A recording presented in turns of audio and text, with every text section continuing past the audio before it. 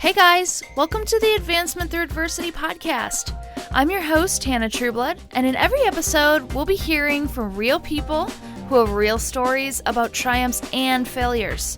Whether we're talking about physical or mental health, relationships, business ventures, you name it, there will always be setbacks. That is a guarantee. But that's where the magic happens, and that's what we'll be here talking about every single week. I'm seriously so excited to take this deep dive with you. So, with that being said, let's get started.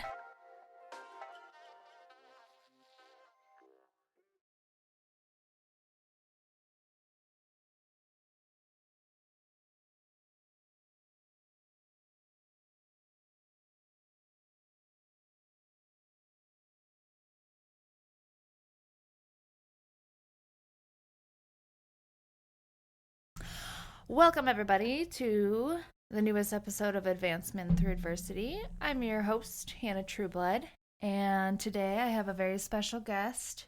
He was actually supposed to be my first guest, but I didn't record it when I thought I was recording. So here we are.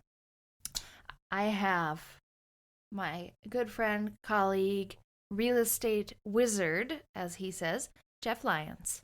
I see. It sounds weird when you say that I claim myself as a real estate wizard. I mean, I do. You should, because you are. Thanks. Exactly. Yeah. Jeff has been an agent since 2013, so basically he kind of knows his shit and is also, apparently, the real estate community trusts him enough to have him on our board of directors for our local board. So, yeah, he's pretty much a really awesome guy, and everybody knows it. Whether you say you know it or not, you know it. Whether you like to admit it or not. That's exactly it. And that's why you have as many haters as you do, because they're all jealous. So I was talking to this girl, and I didn't really know her, and then I was getting to know her, and she's like, "You know, a lot of people hate you," because she's in the real estate world. Mm-hmm. And I was like, "Yeah." She's like, "It's weird because you're not anything like they say you are." And I was like, "Yeah, I know." I'm like, anybody who hates me has been fed this narrative that is just not true, and it's hilarious. When people talk about you, it's just it's so funny to me because I don't know. I'm never somebody who's ever malicious to somebody. I know. It's really kind of fun. I know. I love when I hear what people have heard about me, or just the other night I actually received a really offensive text message from somebody that was just totally just punching me in the face over and over again. And my fiance was like, "What?" You get messages like that sometimes, "What have you done?" I'm like, what I've done is I'm just being authentic, and I'm doing things differently. So was it somebody you knew? Yeah, a family member, actually. Yeah. I have pipe dreams, and oh, okay. I basically suck. What you got to realize is when somebody insults you, they're talking from their own place. They're talking from their level of hurt. And so when somebody's like, "Oh, you have pipe dreams," or "be more realistic," people want to see you do good, but people never want to see you do better than them. Oh, yeah. And it's really weird. I never believed it. I was like, no, people want to see me do good. And when I left the casino, because I worked at a casino for 8 years, I was like, no, I'm still going to be friends with all these people. I'm friends with 3 people from the casino. Yeah. And it's because, and I'm not saying that I'm better than them at all. I just work a different career than they do. That's it. But it's just I've heard stories that they say where, "Oh, I think I'm this great business owner," and it's anybody who truly knows me knows that I do not act like that. Yeah. And so hearing stories about yourself, I think, is just hilarious. It's kind of humbling though, in a way, because as long as you can realize that there stuff that they say or fabricate or make up about you or whatever is just like their own thing. And that's something that like last year really like post, well, we're still in it, but like post pandemic, like 2020, 2021, I feel like a lot of people really revealed themselves as like, some people took that as an opportunity and some people didn't.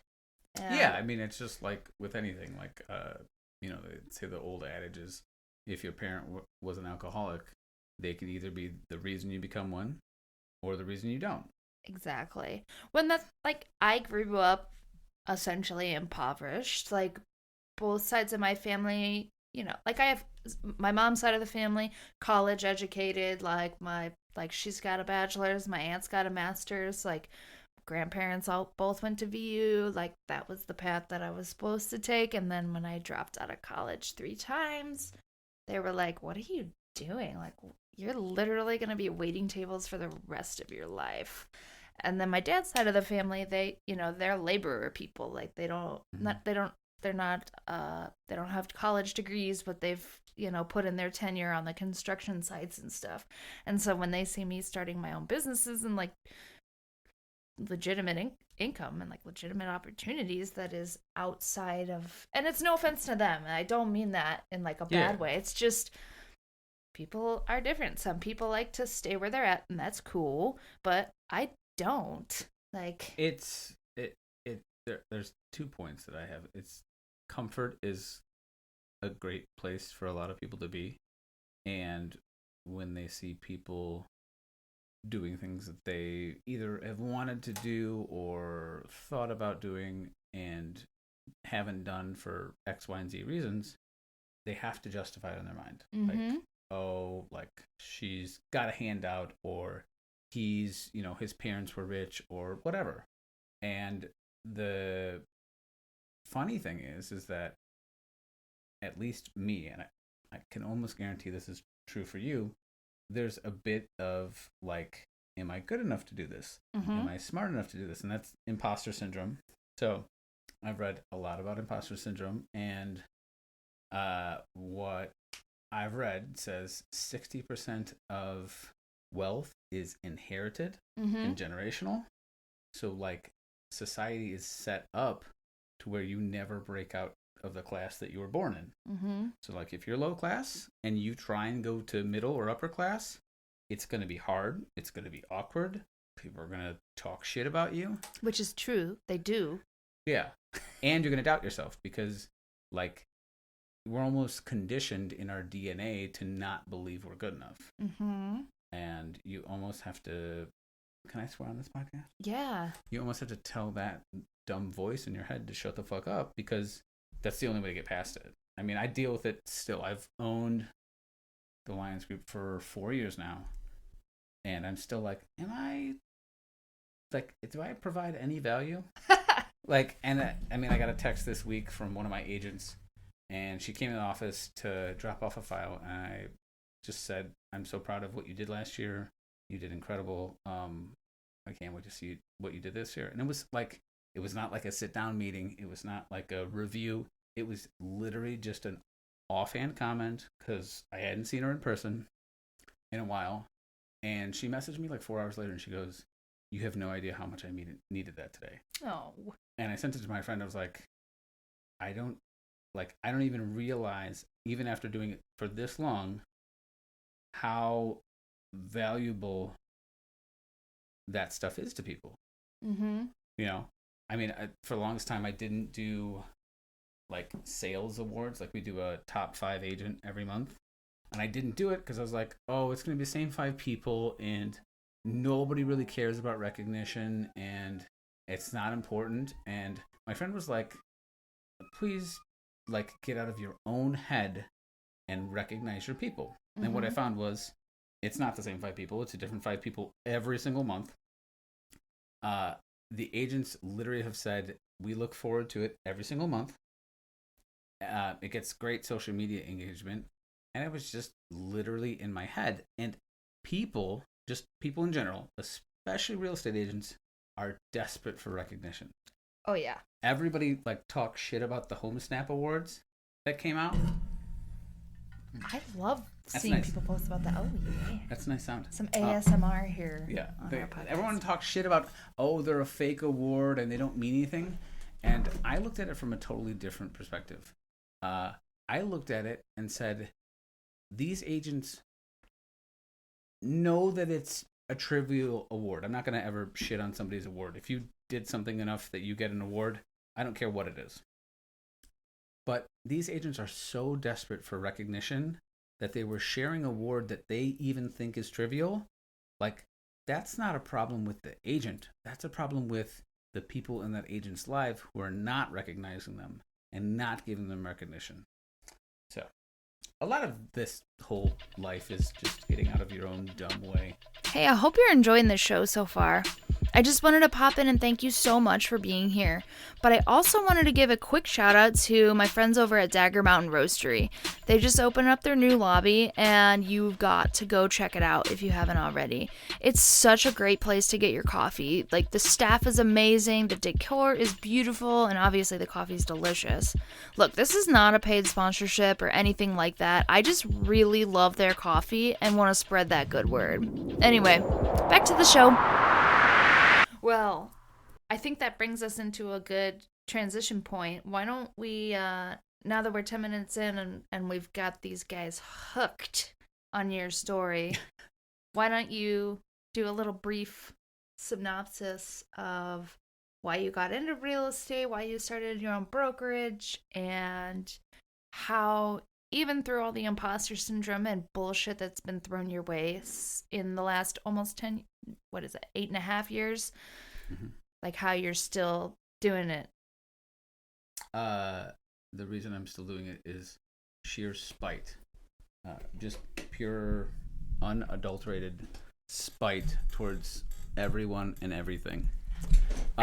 So, a little bit about me. I grew up in Metro Detroit, Michigan. Lived there till I was 23-ish. My girlfriend at the time, in 2008, we came out to Chicago for her birthday in June. I saw all the signs for the Horseshoe Casino. I was working at a casino in Detroit at the 4 a.m. to noon shift, which, if you've ever wanted to see people that are amazing, 6 a.m. on a Wednesday morning in downtown Detroit, can't beat that. They're the best. But I was working at a casino and I kind of realized my job was not going to last long. And I saw these signs for the Horseshoe Casino opening. This is back in 2008. And so we have the weekend, we come back, and I get on a poker message board, which is the nerdiest thing that has ever existed on Earth. And I find the assistant manager of the Horseshoe Poker Room. And I said, hey, I would love a job. He said, can you come out for an interview in 2 days? I did. Interview went great. He's like, we have a part-time position available for you. And I said, you know what? Fuck it. I'm going to move. So like 2 weeks later, we packed up everything that we owned, which was not much. And we moved to a one-bedroom apartment in Maryville. And I went to work, not knowing anybody other than my girlfriend. And eventually I worked my way up to being a poker dealer, and I was a poker dealer from 2009 until 2016. And along the way, I got married to that girlfriend in 2010. We had our first kid at the end of 2011, and we were living in an apartment that was set up like a townhome, and they had paper thin walls. Like, literally, we could be talking at this volume and you could hear in the next apartment. And so having a 1-year-old working at night, not a good mix. So I was like, we should buy a house. And I, naively thought, oh, well, you have to have 20% down, sparkling credit. And I had neither of those things. When I applied for my mortgage, I had $7 in my bank account. Hell yeah. So that was fun. So we buy a house. We had a realtor at first. He's a well-known realtor. I realize now what he's doing what he was doing to us, which was basically only showing us his own listings, so he could both sides of the commission. And he was like, "Hey, you've seen 3 houses. Pick one." And we were like, "No, like we don't like any of these." But the problem is that we saw 3 houses that we didn't even really want to see. And he was like, "Pick one." And we were like, "You know what? We're going to hold off." And so we held off for like 2 or 3 months. And then my wife filled out some form online and we got hooked up with a different broker. And we went and saw a house. And it's funny because we were FHA, which for those of you who don't know, if you buy a house with an FHA loan, it basically has to be move-in ready. It doesn't have to be perfect, but it has to be a livable house with no real issues. And he took us to see a house that didn't have a kitchen. Like, legit didn't have anything in it. No plumbing, no electrical, no HVAC, no gas, nothing.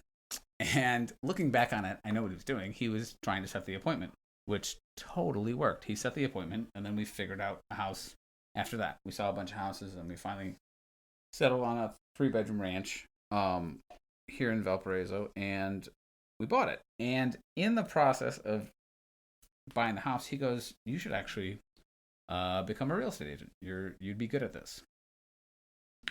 And I said, okay. I kind of stuck it in my hat for later.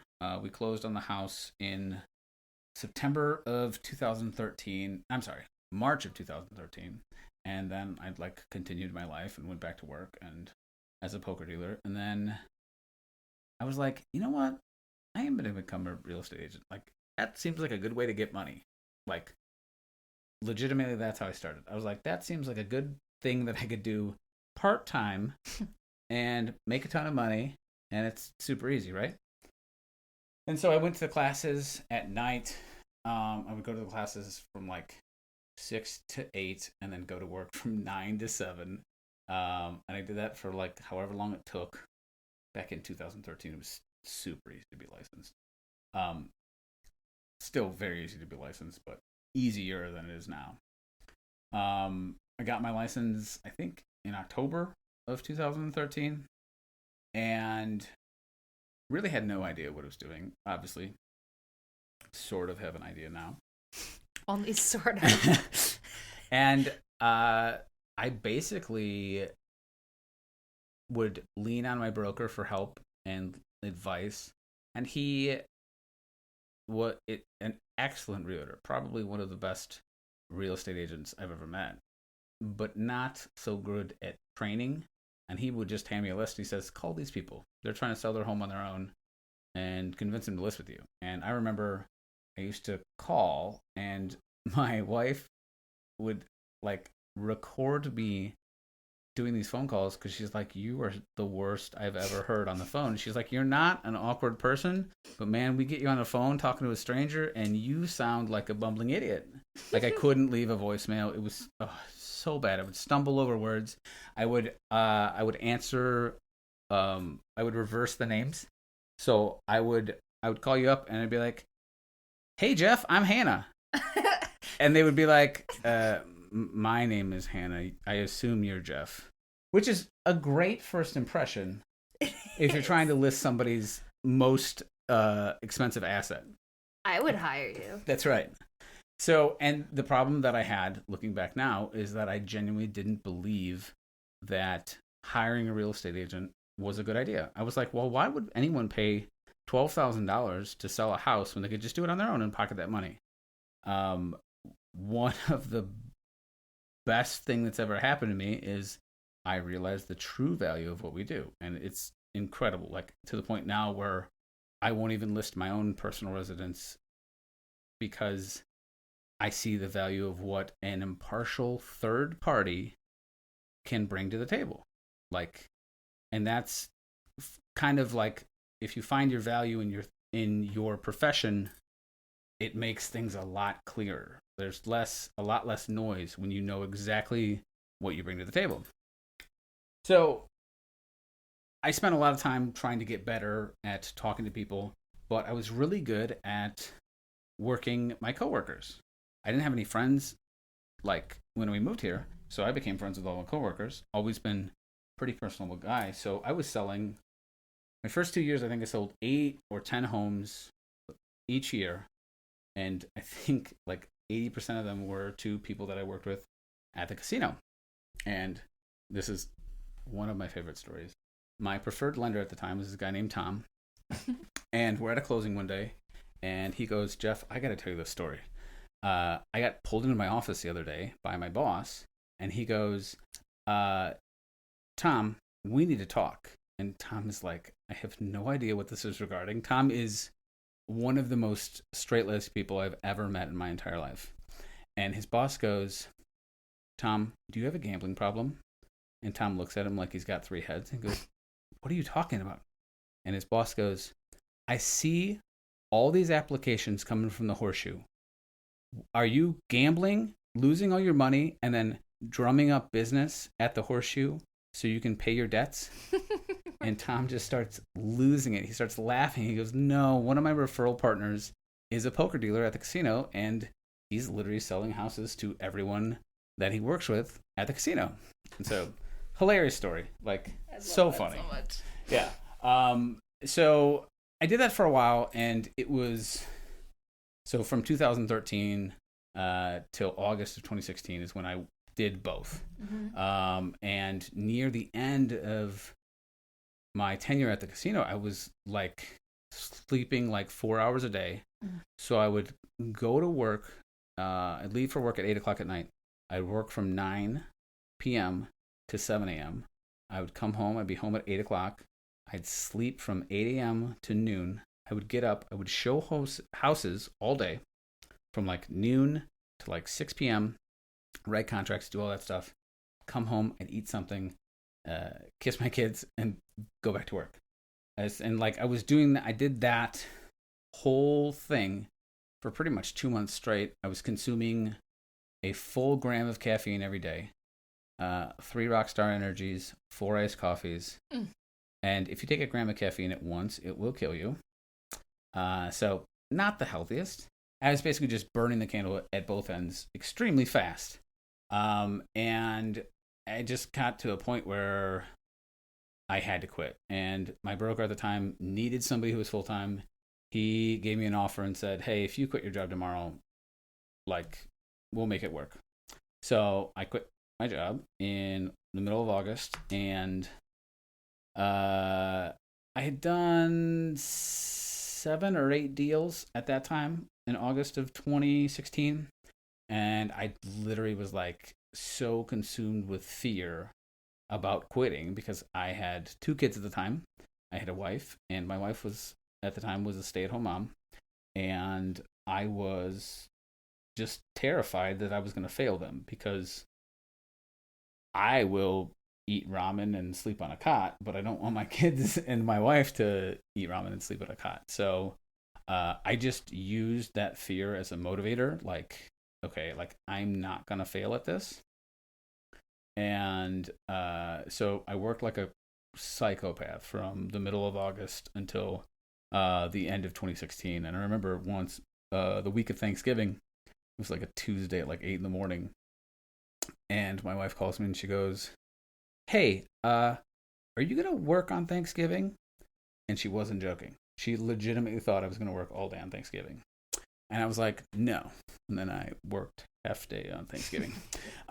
So I worked a lot, and a lot of it was fear. And then I tried to get better about it in 2017 and got way worse.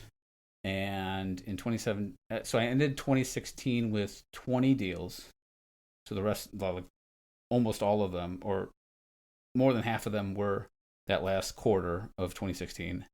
And in 2017, I was like, okay, balls to the wall, do whatever you can. And then I ended 2017 with 58 deals. What was the breakdown of like buyers versus sellers? I don't know because I didn't care. But it's probably 60% buyers, 40% sellers. And for anybody that's not in real estate, working with buyers is a significant time. What's the word? Suck.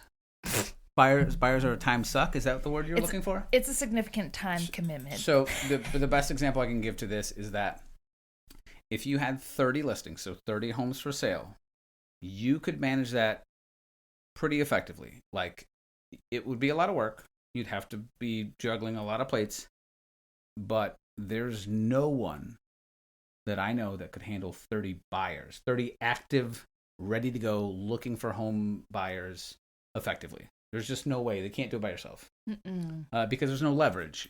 When you take a listing, you go out to the house, you're there for an hour, you sign the paperwork, and then buyer's agents show the house for you.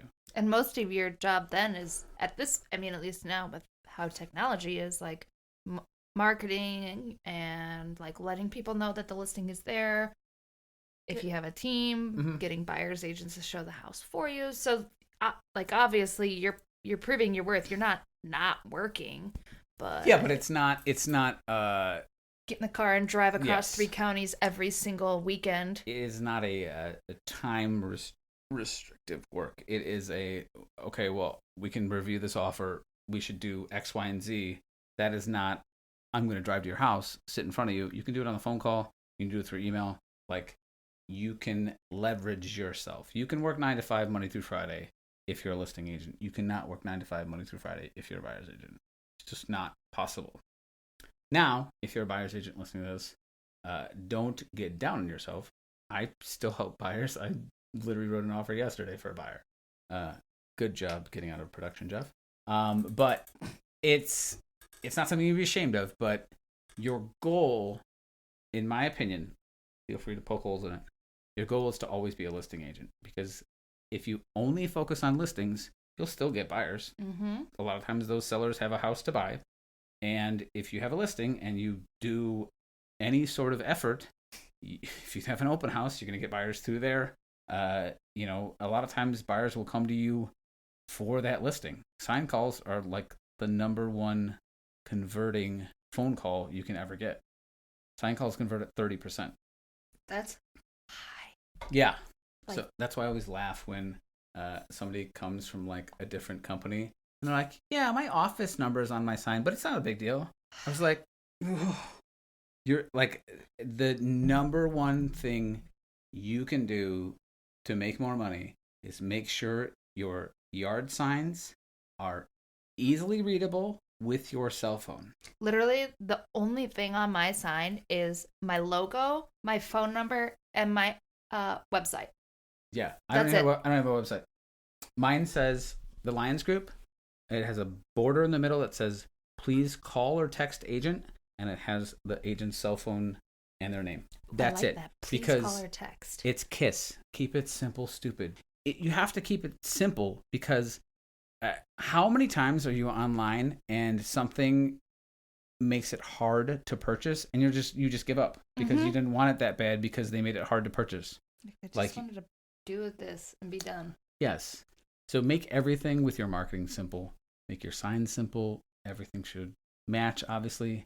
Make it so a 6-year-old can do it, because if a 6-year-old can do it, an adult can do it. Well, and if it's easy to compute and like the only things on it are important, immediate information, say the phone number to call and the person who you're calling, it's going to be more likely that information is retained, especially when you're driving by a house on a road at 40 miles an hour. You're not going to be able to read this and that and all of the 150 things and the big picture, and it's like, I don't know what this is. That every agent brings to me is like, oh, well, I have my rider. I'm like, okay, you're driving 20 miles an hour down a subdivision.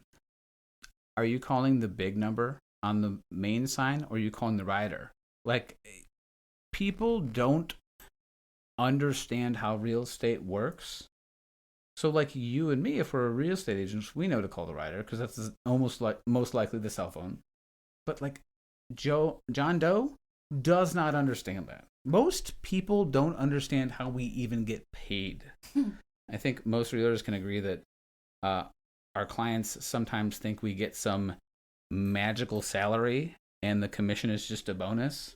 And I'm always like, you realize like if this doesn't close, I literally don't get paid. And they're like, oh, So that's why I always say, like, if you ever have a super easy deal where there's no problems and you're like, this seems too easy, it's not that deal was so easy. It's that it makes up for all the other deals that were completely impossible that never closed. Yeah. So what was I talking about? I was talking about, okay. So 2017, I did 58 deals, and it was purely like out of fear. And I was just operating like, okay, I need to put together as many deals as possible. I did an excellent job. Like, I cannot believe how well I serviced those clients with the amount of volume that I did, because now, like, my service is way less because it is just way less. But like at the end of that year, I had a falling out with my broker. Things went sideways. I wasn't happy with how I was treated, and he wanted to change how I was getting paid. And I basically just said, you know what, like, this isn't for me. I don't like the way the company's going. I'm going to start my own company. And my wife, who was incredibly supportive, was 8 months pregnant at the time. So in November of 2017, I got my managing broker's license. My company officially opened December 20th, 2017, and we had our third and last kid on the 23rd. So that was fun. And then I just honestly, like, I just set out to make a brokerage that was going to be fair to the agent, an amazing place to work where they felt respected, valued, a place where they could make a ton of money, and they're not, encumbered by, monthly fees or bullshit add-on fees. Like, it was never, for me, it was never about me making a ton of money off the agents. It was helping the agents learn how to make a ton of money and keep a ton of money. Mm-hmm. So I basically grew that from one agent, a processor, and me in January of 2018 to right now we have 26 agents, wow, a processor, an admin, and yeah, it's been a crazy ride. We've had lots of iterations between 2018 and now, one of which being we joined EXP last August. So 2 August ago. The problem with 2020 is that it's like it didn't exist.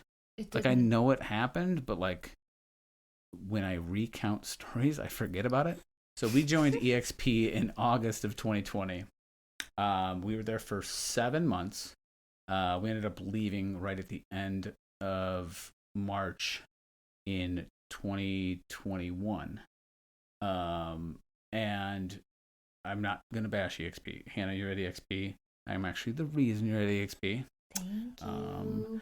EXP is an amazing company. I think they do so many things right. The reason it didn't work for me is I had an already established brokerage. I already had a way to run things. I had systems. I had processes. I had people in place. And it was just not... the value wasn't there for what I was getting in return. I was talking with Hannah before we started, and I said that if EXP was on my radar at the end of 2017, I would have joined EXP and never left. I would still be there. But I had built out so many things that going to EXP, in my opinion, and a lot of opinion of agents that were with me, now I want to be clear, agents who were with me at my independent brokerage, came with me to EXP, and then came with me back. They said, like, it just wasn't worth it. And if you look at it from the agent standpoint, most of my agents are on an 80-20 split with a 20K cap and no monthly fees. Now, if you go to EXP, they say they're 80-20 split with a 16K cap. They have an $85 a month monthly fee. And then after you cap, you have a $250 transaction fee. So EXP all in is $21,000 in split, and then $1,085 in monthly fees. I like how you're not even with them anymore, and you can just spit that shit like I didn't even know the exact. I spend a lot of time looking at numbers. No, but if we look at it from the agent's point of view, it's essentially the same thing. Yeah, you can argue that the monthly fees are different because I don't have any and EXP does. But for all intents and purposes, from a 10,000 square foot view, it's the same thing. But when I was there as a leader, my heart wasn't in it. I was honestly miserable during the time I was there because I didn't have any pride. I was like, I don't own this company anymore, but like I do, but like people don't know what it is. And so when we left, my mood like snapped back like instantly, which is like hilarious. And so, but like Hannah asked me like, do you regret going to EXP? And I absolutely not at all, because I would have always wondered what it was going to be like, because I think EXP is an incredibly interesting company. They do a lot of things right. So I've always wondered, like, I wonder what it would have been like if we would have joined that company. So I don't have to worry about that anymore. I learned two very important things. One of which is that accountability is one of the easiest ways to take agents that are not productive and make them productive. So when we were at EXP, we were doing a accountability call every morning at 9 a.m. It's a 15-minute Zoom call. Skin in the game. Yeah, it's just like skin in the game. I do it every morning at 6 a.m. 6 a.m.? That's so early. I know, it's literally disgusting. Oh, I bet you. But it's great. How many days a week do you wake up, do skin in the game, and go back to sleep? Never. Literally 0 days of the week. You're so much better than me. Well, it kind of came in at the same time. Like, when I was with EXP, like pretty much the whole time I was with you, I didn't even really know. I was so overwhelmed by the amount of shit that we had as compared to where you were. Yeah, and where I was fine, and they just had way more like simple and straightforward. It just like, here's your website, here's your thing, go be free, little bird. And then at EXP, it's like, here's 100 million fucking things. Oh, and also, here's our version of the metaverse. That's how you talk to your managing broker. And I was like, oh my God. Yeah, when you join EXP, when you come from somebody who does somewhere that doesn't have this tools, it's like drinking from a fire hose. It's incredibly overwhelming. Yeah. But when I got into the skin in the game stuff, I was already like, I need to. The only way I'm going to be able to accomplish what I want to accomplish is by waking up earlier and like doing the workout before the kids wake up and do like all of that. And I was like, well, I really don't want to do this, but I'm just going to try it out for a week.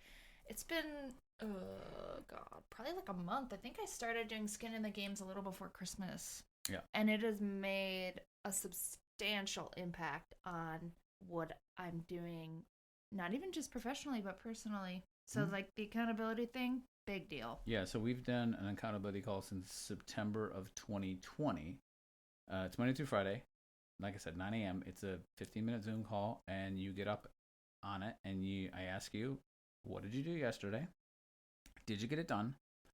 If you got it done, great. If not, why didn't you get it done? And I want to be clear. It's not a guilt trip. It's not, oh, Hannah, you didn't do what you said you were going to do. You're terrible. It's, well, what happened? Like, life get in the way? Did you get distracted? Did, a deal blow up and stuff happens? And we just talk through it. And then it's, well, what is your plan for today? And it sounds so simple, and it's awkward. Like I said, we've been doing this since September of 2020, and there's still a level of uncomfortability with it because we as a society are very anonymous, which sounds weird.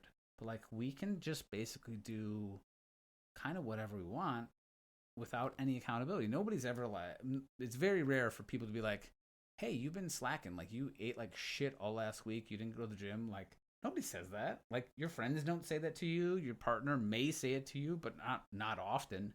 Like, especially in America, like, you can slack off pretty bad and people think it's funny, And it sounds weird to even like put it in that, context, but like, having accountability and being accountable for yourself is really awkward at first.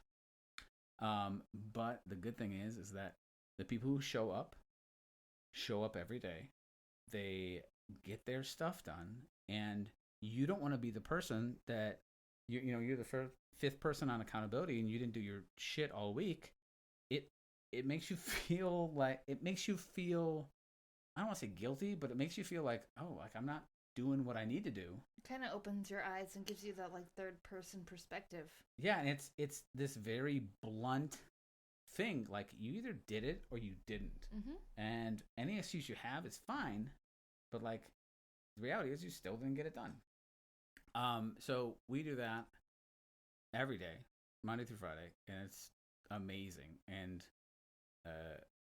the amount of people who show up to it is pathetically low. We have 3 people who are on it other than me. You get a lot of people who come in and come out, but like being consistent in this business is how you win. The 3 people that show up, I know exactly how much they're going to earn. It's going to be a lot. They're going to have a great year because they show up every single day. We have 70,000 agents in our EXP organization, and there's usually between 4 and 9 people on my skin in the game at 6 a.m. Yeah. Which is 7 a.m. Eastern. Mm-hmm. It's that's a reasonable time to get up and do that, in my opinion. Sure. But it's you also got to realize that you're not like everybody.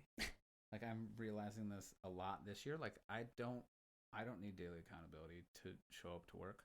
I don't need someone to be like, hey, like, you need to do this. Like, I motivate myself. I self-start myself every single day. But the majority of people are not like that. And if you're not like that, it doesn't make you bad. Like, we live in a society that is conditioned to make employees. So, like, you are gonna be conditioned to almost be told, hey, I need to be told what to do. Mm-hmm. And you all know what you need to do. You just need, a lot of times, just to vocalize that. Hey, it's Hannah again. If you're looking for a grocery delivery service, I highly recommend Hungry Root. They're not paying me to say this. I literally just really like what I've gotten so far. I want to share that with others. It's super easy to put together the grocery list because they do it based off recipes that you can pick. And you can filter those recipes and the a la carte items based on your dietary needs and restrictions. So it's very affordable, it's easy to use, it's really convenient, and the food is delicious. Make sure you check out the show notes for more information. It sounds so simple, but it's probably the most dollar productive thing I do every single day is hold my agents accountable that want the accountability. It just pays so much dividends. And the thing is that it's iron sharpens iron. So like, one of my agents will ask a question, and then I'm not just answering the question for that one agent. I'm answering for all the agents that are on that call. And they give their opinions. They talk about their experiences. And then every agent gets better for doing that. Just for a caveat for team leaders, it saves a lot of time because they save all their non-essential questions for the accountability call. And that is great. Right. So with that being said, you obviously have great camaraderie at your brokerage. I mean, I was a part of it, so yeah. I know. I would honestly if EXP didn't. There's certain things that it offers that I'm looking at long term, and if it wasn't for that, I would definitely work with Jeff.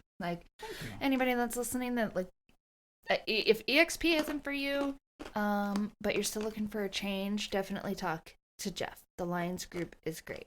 Fully endorse it, 100%. Thank you. But with that being said, I want to dial back to what you were talking about, the story of making the switch to EXP and then realizing that it wasn't a good fit and switching back to independent brokerage. Mm-hmm. And you had a certain amount of people who were loyal AF and were like, I literally don't give a shit if we jump into a volcano, I'm jumping too. Sure. So what was that experience like for you, being totally sure that EXP was the answer and rounding everybody up, getting everybody over, dealing with those growing pains, and then realizing, oh, shit, I just like led my own sheep to slaughter. Like, like how do you like what did that feel like, and how did you handle that? So when we switched, like I said, August of 2020. I had 37 agents at the time. And the big objection that I had personally was I didn't want to charge a monthly fee. I had never charged a monthly fee. I still don't. And it was just a hard thing for me to mentally get over. Eventually, I just said, you know what? This opportunity is so great. I am going to regret it if I don't go after it. We're going to get past the monthly fee. When we joined, we lost about 11 or 12 people. They didn't want to make the switch. A lot of them were concerned about the monthly fee. A lot of them said, this is a good jumping off point for me.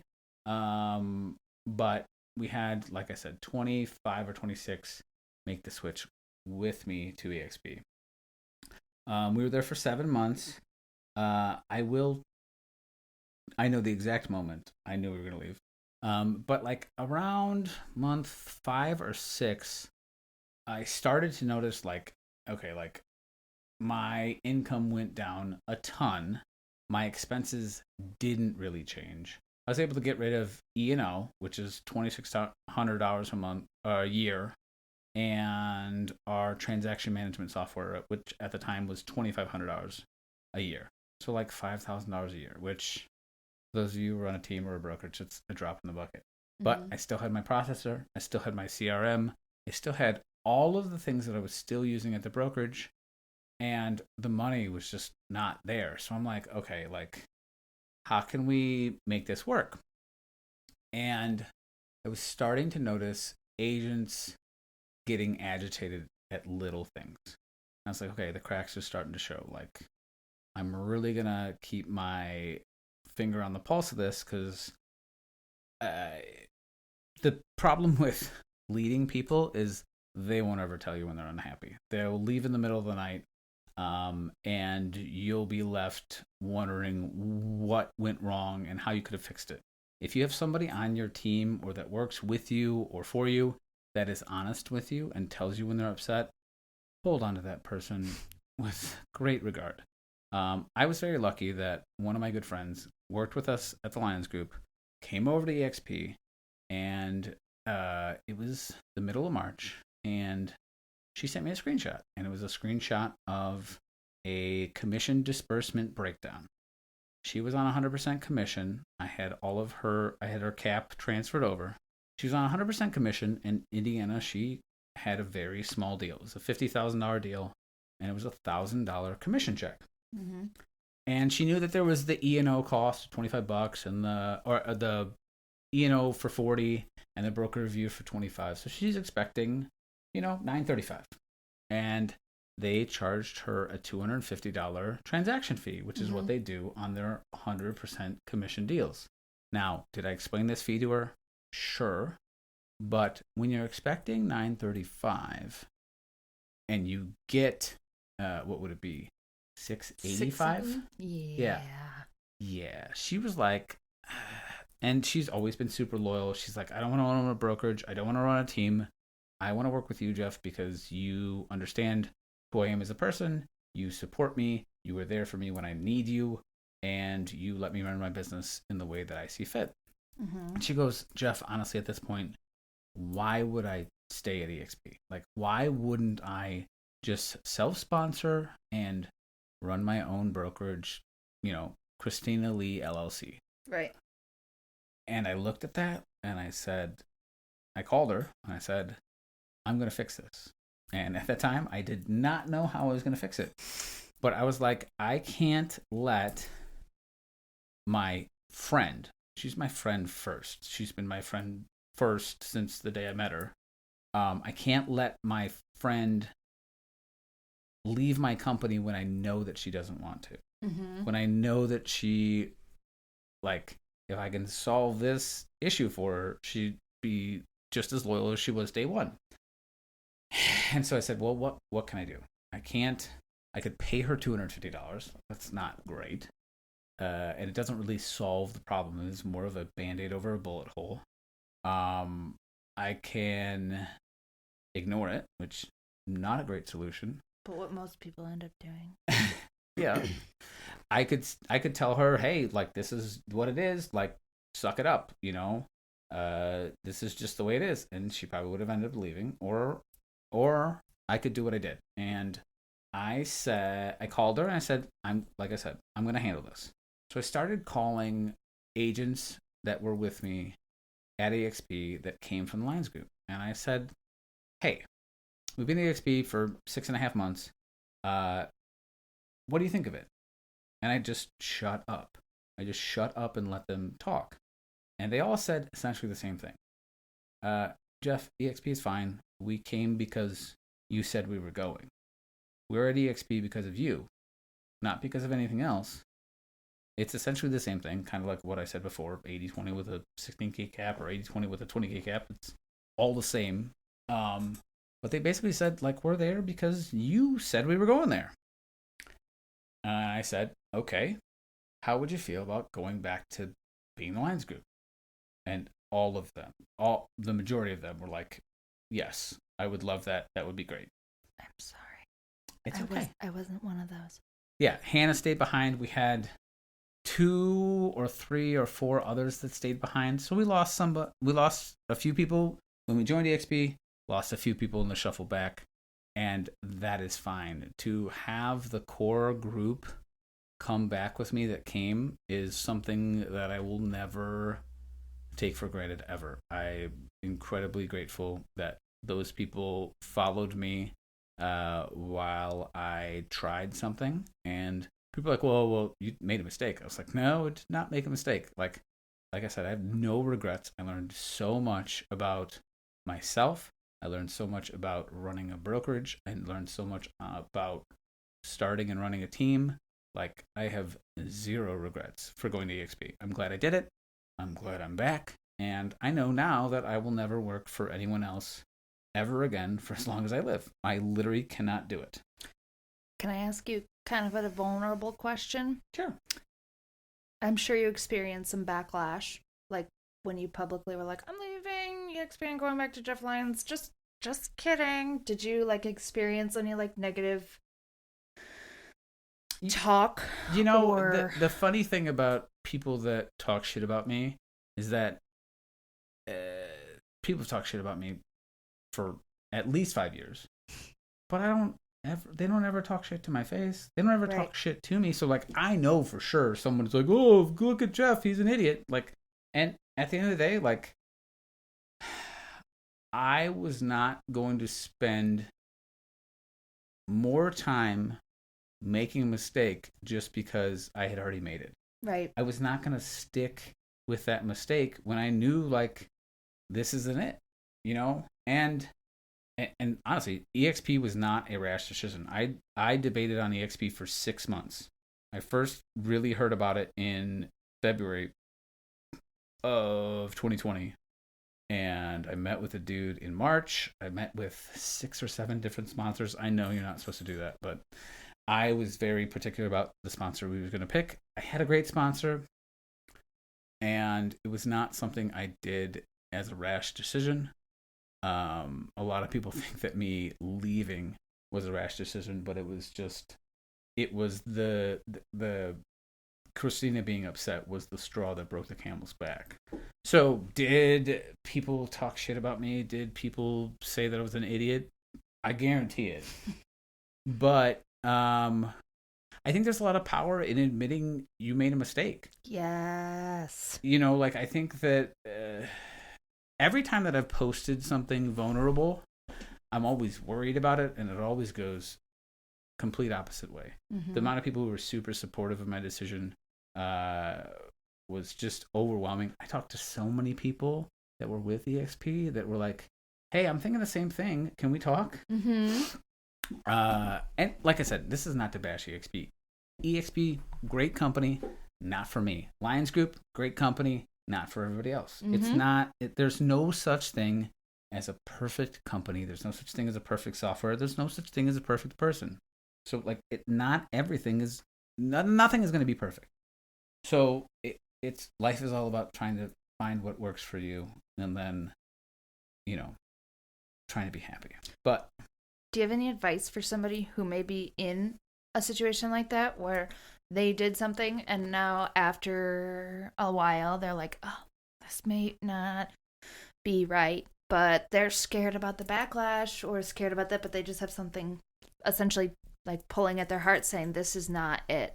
I have two things to say. One is 3 words.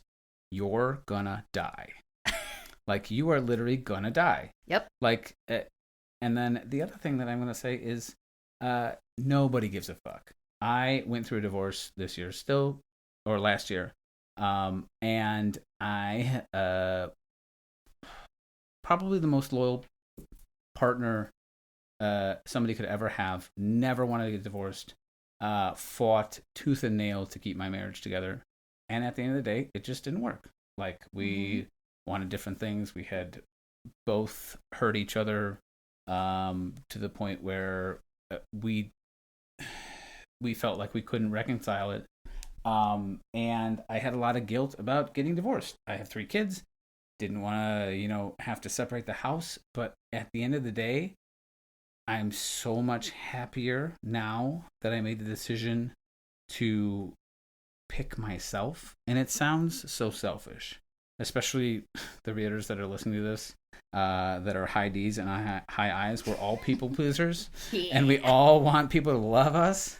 So it's really hard to just consciously be like, I'm picking myself, and I'm choosing myself. And if it hurts people that I care about, that's fine. But at the end of the day, your own mental health is the most important thing in the world. Boom.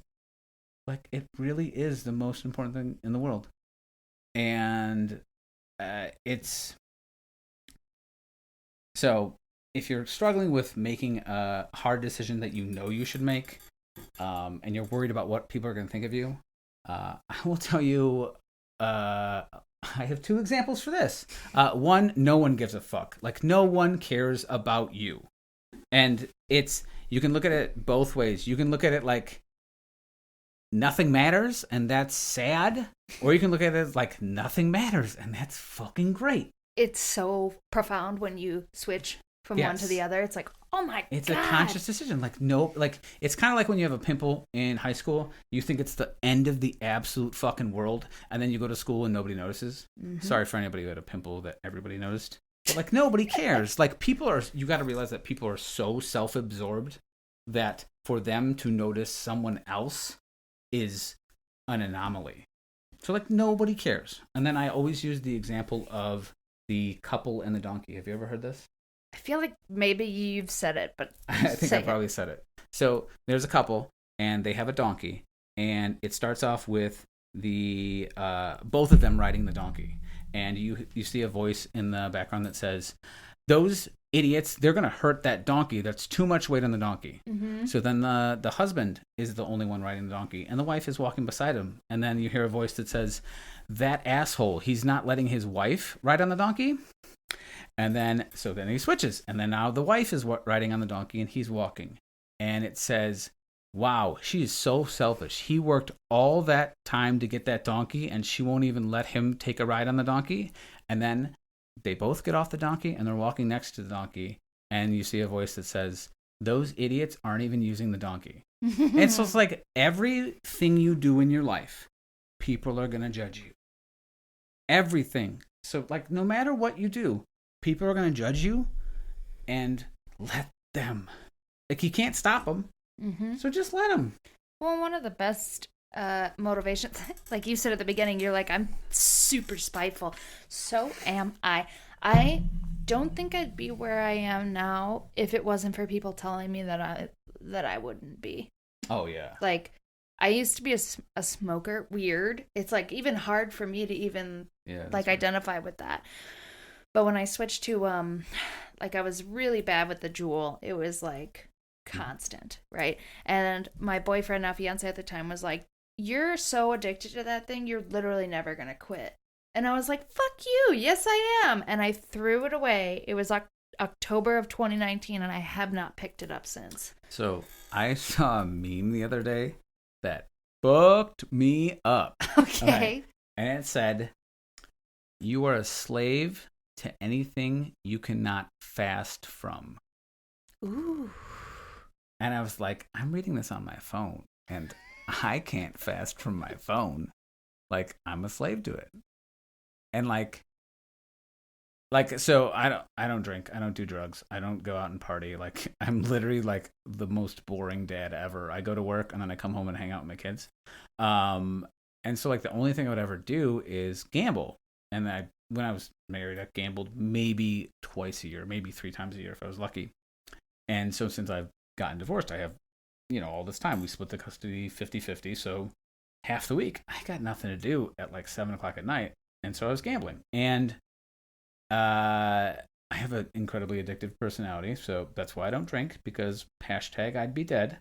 And I was like, and like about a month into like a month, I was gambling, but pretty bad. And I knew I was gambling pretty bad. And then I went to the casino like 2 or 3 weeks ago, and I lit like $1,200 on fire pretty quickly. And like, it was not like, it's not a life-changing amount of money. It was like an annoying amount of money. Like, it's enough to be really tedious, but like not enough to like change my lifestyle. Like, and I've never gambled money that I couldn't afford to lose. Mm-hmm.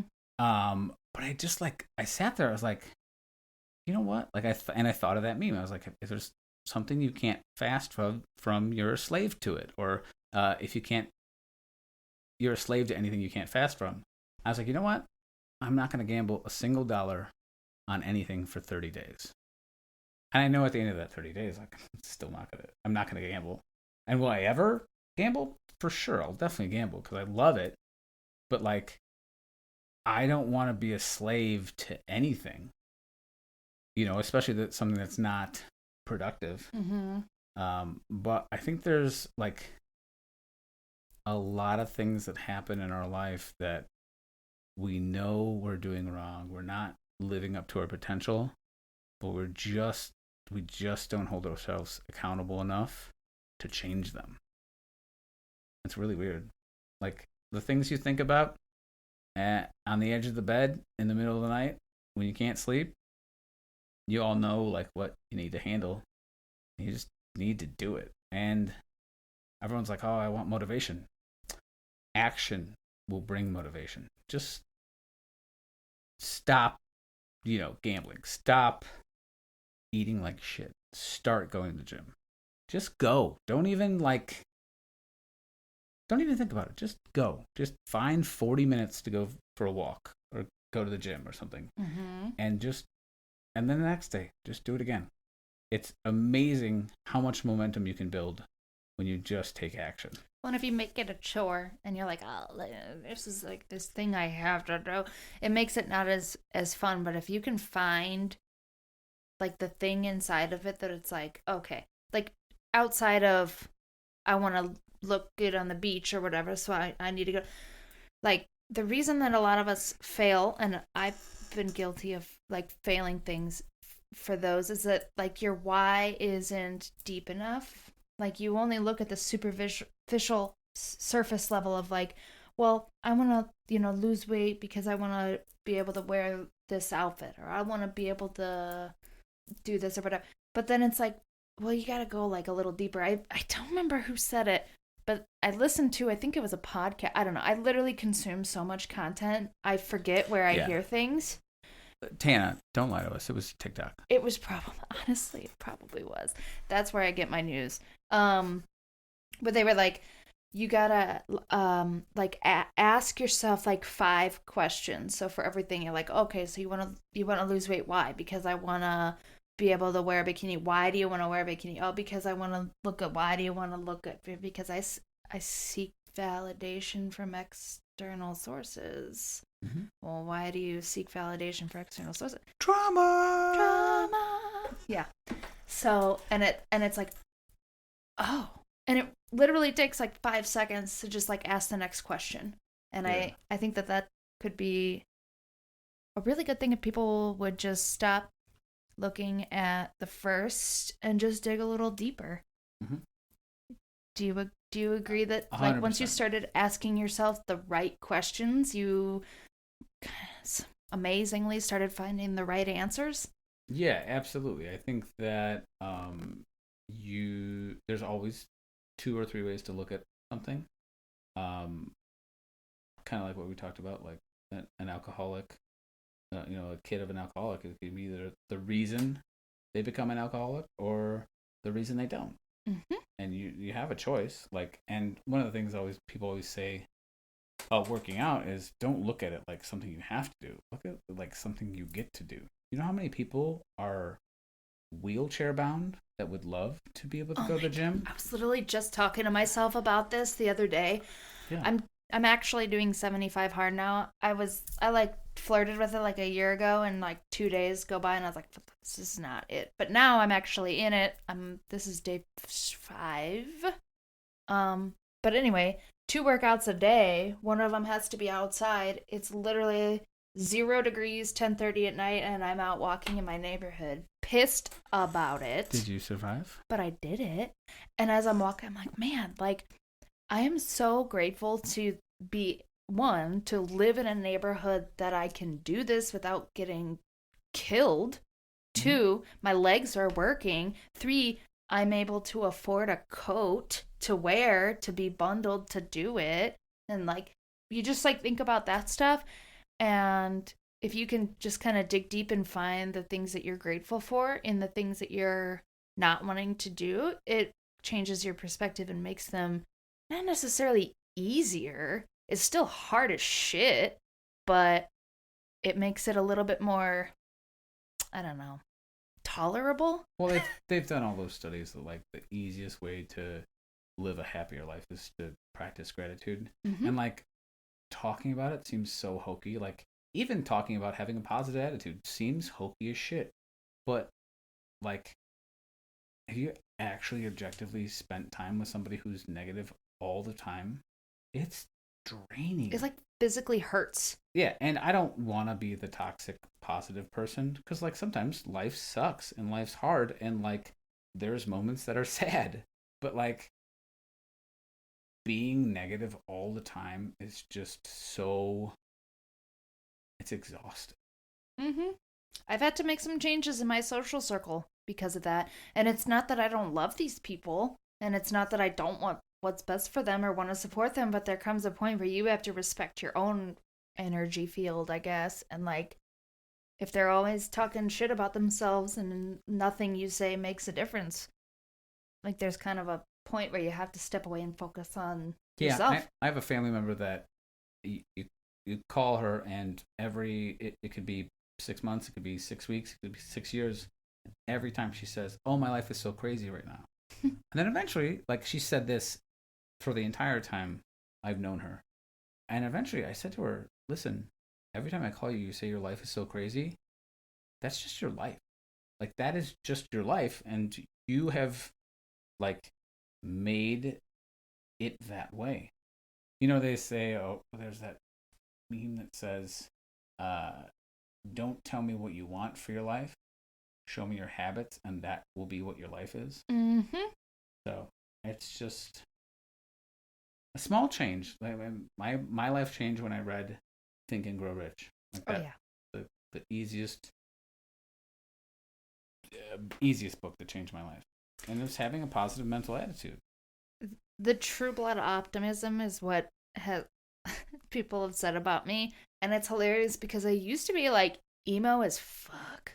Like I was miserable and didn't even realize how miserable I was and how miserable I was making the people around me until I was like, oh. I'm naturally cynical. Like my mom is super cynical and I absolutely inherited that. So like even now, I focus on having a positive mindset for the last, let's say, 6 years. Like every day, like I'm going to have a positive mindset. I don't care, like water off a duck's back. Deal blows up, lose a bunch of money, doesn't matter. Even today, I still have to struggle with it. You just have to struggle with having an abundant mindset and having a positive attitude. It's not something you learn one day and it just sticks. Well, and there's no such thing as autopilot with it either. Like there's certain things that you can do and it's just like it becomes habit and whatever. But I don't know if it's true for you, but in my experience, like you have to actively choose that. 100%. I do not wake up and I'm like, yeah, like fucking rainbows out my ass. Like I am not that way. I wake up and I'm like, fuck. Yeah. And then I'm like, you know what? I think I am going to be happy today. Or I'll be like, this sucks. I don't want to be awake. And then 10 or 15 minutes go by. I'm like, I guess I should probably find something good. Yeah. And like I said, it's not that every day is fucking grand slam. And if you are having a tough day, like, honestly, my advice is pack it in for the day. Like, you don't have to, it's not every day is a grand slam. Like, if you're having a tough day, you can't focus at work, you're not getting anything done, go home. If you have the ability to go home from your job because you're not having a good day, you should absolutely do it, because you're not gonna, it's really hard to force yourself to have a productive day when you are not gonna have one. And you're gonna be so much more refreshed when you come back the next day. And if you would just stop, like, you won't beat yourself up, because if you're just like, okay, I need to take a step back, you do that, and then the expectations for the day disappear. And it almost cleans your slate automatically, which makes room, like you said, to be more refreshed and focused the next day. Yeah, the double-edged sword of real estate is that the work is never done, and that's annoying. And the good part is that the work is never done. So, like, you're not going to finish it all day, because it's never done. I was listening to another podcast. This guy, he wrote The Third Door. Have you heard of that book? I have not. His name is Alex. I can't remember his last name. I think it's Banian or something like that. I'm sorry, you should Alex, guess. if you ever listen to this. I'm sorry I butchered your last name. He was talking about how when he got his book deal, he was like just completely drowning in all the stuff that needed to be done and all the stuff that wasn't getting done and all the stuff that definitely wouldn't get done. And the way he made it through is he's like, I had to have a realization that 80% of this to-do list is not going to get done, whether I want it to or not. Nothing is going to allow that to happen. So instead of focusing on that 80% that's not going to get done, I'm going to focus on that 20% that can get done and prioritize the things that are going to make the biggest impact out of that 20%. Yep. And now he's he has he's the youngest author in the country to have like a best-selling business book. Amazing. So like 80% of his stuff didn't get done, and he's doing great. In fact, he's writing his second book. So there it is. There you go. There it is. Man, this is over an hour long. I could literally do this forever. What is your goal with these podcasts? How much are they supposed to be? I try to keep them at an hour or less. Yeah. I hope you got some insights out of today's episode. Links to all of the products or anything that we discussed today will be in the show notes. Make sure you check that out. Also, give us a holler on Instagram. Tag us in your story, advancement_adversity_podcast. Tell all your friends about this super cool new podcast that you got going on here. We really appreciate you. Thank you so much for hanging out with us today. We're having a blast. I hope you are too. My name is Hannah Trueblood. I'll see you next week.